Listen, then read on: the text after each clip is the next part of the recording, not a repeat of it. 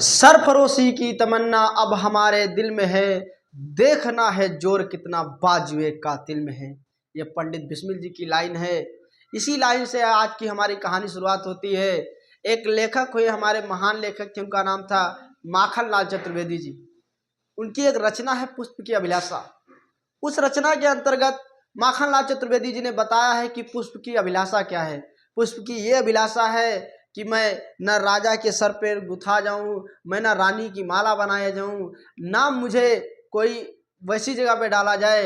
अगर मुझे डालना है तो उस जगह पे डाल दो जहां पर भारत देश के वीर जवान शहीद होने के लिए या युद्ध लड़ने के लिए जा रहे हों, उस गली में डाल लो। अगर मैं उनके पैरों के नीचे भी आ जाऊं तो मैं अपने आप को धन्य मानता हूं।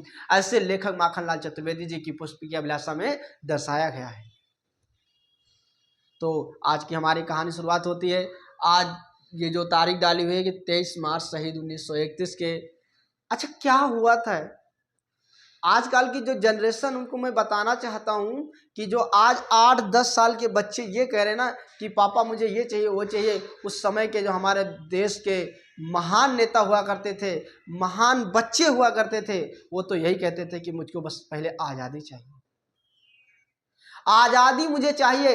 आज़ादी चाहने और आज़ादी पाने के लिए अगर मेरी गर्दन को कटवाना पड़े, मेरी गर्दन को काटना पड़े, तो मुझे 1% भी दुख नहीं। तो आज हमारी कहानी शुरुआत है भगत सिंह से।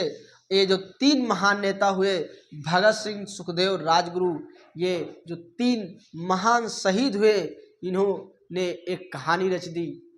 एक हीरो की एक डायलॉग है कि जरूरी नहीं है कि 100 साल जिया जाए, लेकिन एक दिन ऐसा काम कर जाओ कि लोग 100 साल तक तुम्हें याद करें। जो व्यक्ति महान बनता है, मेरी एक चैप्टर मैंने एक बनाया है वीडियो, महान व्यक्तित्व करके, महान विभूतियां करके, तो उसमें बहुत विस्तार से बताया है कि जब आदमी महान बनता है तो उसके लिए उसको क्या क्या करना पड़ता है। धैर्य, त्याग, बलिदान, साहस, कठोर परिश्रम, जिज्ञासा, ये सारी अगर मन में है तो महान बनता है। भगत सिंह का जन्म जो हुआ बांगा गांव में हुआ, जो आज के क्षेत्र पाकिस्तान में पड़ता है, जो कि पश्चिम पंजाब में उस समय आता था। पश्चिम पंजाब में बांगा क्षेत्र में भगत सिंह का जन्म हुआ। और भगत सिंह का जन्म हुआ, इनके पिता का नाम था सरदार किशन सिंह। सरदार किशन सिंह, सरदार किशन सिंह एक ऐसे नेता हुआ करते थे गदर पार्टी के। गदर पार्टी इसलिए बनाई गई थी कि जो अंग्रेज लोग थे वो बहुत बहुत ज़्यादा भारत देशवासियों पर अत्याचार करते थे। उनसे निजात पाने के लिए, उनसे छुटकारा पाने के लिए, उनसे आज़ादी पाने के लिए एक पार्टी का मतलब उद्घाटन किया गया, बनाया गया, संगठन किया गया, वो गदर पार्टी थी। उस समय के एक नेता हुआ करते थे सरदार करदार सराबा जी। बहुत बहुत बहुत बहुत महान उस समय के एक क्रांतिकारी हुआ करते थे सरदार करदार सराबा जी। इन्होंने बहुत ही ज़्यादा लोगों को जागृत किया कि अब हमको गुलामी की जंजीरें नहीं सहना है, हमको अब आज़ादी चाहिए, पूर्ण रूप से आज़ादी चाहिए। तो ऐसे ऐसे नेता हुआ करते थे। सरदार भगत सिंह छोटे से थे, इनकी मानसिकता देखिए क्या है। इनकी उम्र महाजन 8 साल की थी। पिताजी ने पूछा कि क्या कर रहे हो, खेत में कुछ कर रहे थे। कहा पिताजी मैं इस खेत में बंदूकें बो रहा हूँ, जब ये बंदूकें बड़ी होंगी तो इन्हीं बंदूकों से अंग्रेजों को मार भगाएंगे, अंग्रेजों को बाहर कर देंगे, अंग्रेजों को मार देंगे। सोचिए उनकी मानसिकता क्या हुआ करती थी। ऐसा नहीं है कि आज के समय में भारत देश में कोई समस्या नहीं है, अभी भी भारत देश में बहुत ही ज़्यादा समस्याएं हैं, लेकिन उन समस्याओं पे ना ध्यान देते हुए आज की जो जनरेशन है उनका जो बोलने का, बात करने का तरीका बदल गया है। भगत सिंह ने जब ये कहा तो उनके पिता हंसते हुए चले गए। सोचिए कि 9 साल का बच्चा है भगत सिंह, और जलियांवाला बाग का कांड हुआ है। स्कूल से छुट्टी होती है, भगत सिंह डायरेक्ट कांड के उस क्षेत्र में जाते हैं जहाँ पे जलियांवाला बाग का कांड हुआ अमृतसर में। वहाँ पे जाते हैं, एक बोतल में खून भर लेते हैं और उस खून को भरने के बाद मन में एक शपथ ग्रहण करते हैं कि या तो हम नहीं रहेंगे या तो अंग्रेज नहीं रहेंगे।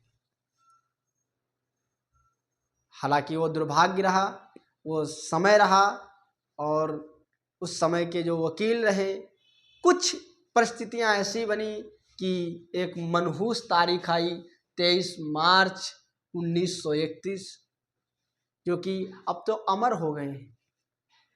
अगर व्यक्ति को अमर होना है तो वो सूली पे चढ़ जाए।